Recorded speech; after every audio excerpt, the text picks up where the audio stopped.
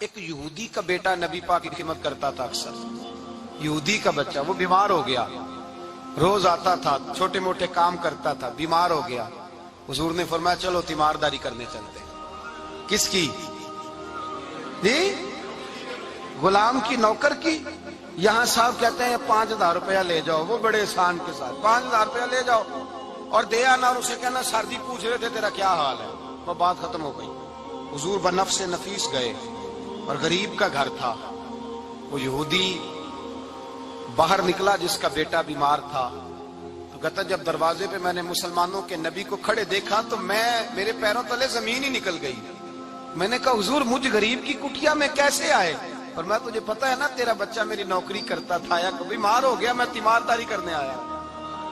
وہ یہودی کہتا مجھے خیال یقین ہی نہ آئے کہ میرے گھر میں حضور, تو امیر حرم, میں غریب بے نوا, تو کجا من کجا, میرے گھر میں حضور آئے. کہتے کہاں ہے ہمارا پیارا؟ حضور وہ لیٹا ہوا ہے. صحابہ کہتے ہیں نبی پاک سرانے گئے تو اس کا آخری وقت تھا, تھوڑا سا ٹائم تھا. میرے مصطفیٰ نے فرمایا تو میری نوکری کرتا تھا, آج میں تیری تیمارداری کرنے آیا ہوں. غلاموں سنو, جو رسول اللہ کی نوکری کرے آخری وقت آئے تو اللہ کے رسول پہنچ جایا کرتے ہیں, حضور پہنچ جایا کرتے ہیں. نجم کی ہے خدا آرزو ہے یہی, عاشق زار کی آبرو ہے یہی, موت کے وقت سر ان کے قدموں میں ہو, دید ہوتی رہے دم نکلتا رہے. حضور پہنچ جاتے ہیں. نبی پاک تشریف لائے, بیٹھے سرانے. حضور نے جب اپنا برف سے ٹھنڈا اور کستوری سے زیادہ خوشبو والا ہاتھ اس کے بالوں میں پھیرا, آنکھیں کھولی, حضور نے فرمایا چل کلمہ پڑھ جا, چل میرا کلمہ پڑھ جا. ساری دنیا در رسول پہ آ کے کلمہ پڑھے, اور حضور اسے کلمہ پڑھانے گھر تشریف لے گئے. یہ ایک مزدور کو, ایک محنت کرنے والے کو اعزاز دیا. گھر گئے, کلمہ پڑھ لے.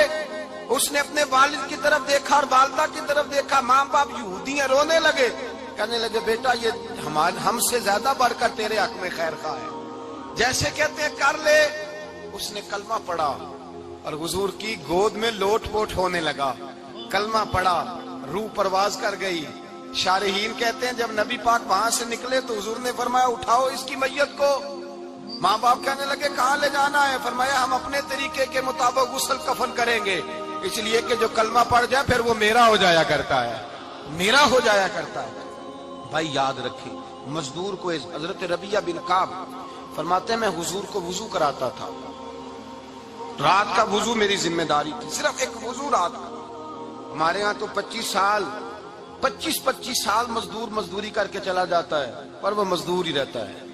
وہ مزدور ہے, اس کا کوئی اعزاز نہیں, کوئی اس کے لیے وہ کہتے ہیں اب بابا جی آپ کو کھانسی زیادہ آتی ہے, اپنے بیٹے کو لگا دیں, کسی اور کی ڈیوٹی لگا دیں, اب آپ کام نہیں کر سکتے. 25 سال نوکری کی, ملا کیا؟ حضرت ربیعہ کہتے ہیں میں وضو کراتا تھا رات کا. میرے نبی پاک نے فرمایا شادی کیوں نہیں کرتا؟ تو میں نے کہا یا رسول اللہ نہ میرے پاس حسن ہے, نہ پیسے ہیں, نہ کوئی کاروبار ہے, مجھے کون رشتہ دے گا؟ میرا روپ بھی نہیں تے میرا رنگ بھی نہیں, میں نے یار مناؤن دا ٹانگ بھی نہیں, کون مجھے رشتہ دے گا؟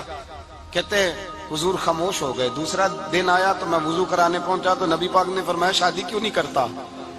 کہتے ہیں میں نے کہا حضور کون رشتہ دے گا؟ وہی 3 باتیں دہرائی, نہ پیسے ہیں, نہ حسن ہے, نہ کوئی کاروبار ہے, نہ مکان ہے. فرمایا حضور نے تیسرے دن پھر کہا. جب دوسرا دن ہوا نا تو حضور نے کہا, حضور خاموش ہوئے میرے جواب پر. میں نے کہا یار اتنا بیوقوف ہوں, حضور روز پوچھتے ہیں اور میں جواب ہی نہیں دیتا. کہتے تیسرے دن میں نے ارادہ کیا آج نبی پاک پوچھیں گے تو میں کہوں گا حضور جیسے دل کرتا ویسے ہی کرا دیں. کہتے ہیں تیسرے دن میں گیا, سارا وضو کرا لیا, پر نبی پاک نے پوچھا ہی نہیں. میں ارادہ کر کے گیا تھا کہ آج پوچھیں گے تو بتا دوں گا, حضور نے پوچھا ہی نہیں. فرماتے ہیں وضو مکمل ہو گیا, میں دروازے تک چلا گیا تو مصطفیٰ نے آواز دی. فرمایا واپس پلٹ نہ, میں پلٹا تو حضور نے فرمایا تو شادی کیوں نہیں کرتا؟ کہتے ہیں میں کھل کے مسکرایا. میں نے کہا محبوب تیرے کرم پہ قربان جاؤں, کیا انداز محبت ہے, حضور مہربانی کریں کرا دیں. فرمایا فلاں سردار کے پاس جا, ایک وضو کراتے ہیں, اور اعزاز حضور نے کتنا دیا, جا سردار کے پاس اور اسے جا کے کہہ کہ اللہ کے رسول فرماتے اپنی بیٹی کا نکاح تیرے ساتھ کر دے. فرماتے میں گیا, ماں باپ کو بڑی فکر ہوتی ہے بیٹیوں کی. وہ کہنے لگا میں شام کو خود نبی پاک کی بارگاہ میں آؤں گا کہتے میں باہر نکلنے لگا تو وہ بچی پردے کی اوٹ سے بولی، کہنے لگی غلام ٹھہر جا، ابا جی آپ کو میری فکر ہے، اماں جی میری فکر ہے، میری فکر نہ کریں اور یہ نہ دیکھیں آیا کون ہے، یہ دیکھیں بھیجا کس نے ہے۔ آپ مجھے حوالے کریں نبی پاک کے، حضور کے حوالے کریں، اللہ رسول مجھے کبھی ضائع نہیں کریں گے۔ حضرت ربیہ کہتے ہیں حضور نے میری شادی کا بندوبست کیا۔ حضرت بریدہ اسلمی سے کہا کہ تو اس کے لیے کھجور کی گٹھلی کے برابر سونا لا۔ حضرت حارثہ بن نعمان سے کہا تو اس کے لیے ایک کمرے کا اجرے کا بندوبست کر۔ حضرت عثمان غنی سے کہا تو نے ولیمہ کرانا اس کا۔ فرمایا میں تو تھوڑی نوکری کرتا تھا، مصطفیٰ نے ساری زندگی کا ہی بندوبست فرما دیا۔ یہ مزدور کے ساتھ حضور کا انداز ہے۔ پہلے میں نے شروع میں کہا کہ مزدور اس بات کو سمجھتا ہی نہیں کہ اس کا مقام کتنا، وہ اس بات کو جانتا ہی نہیں اللہ نے اسے اعزاز کتنا دیا ہے۔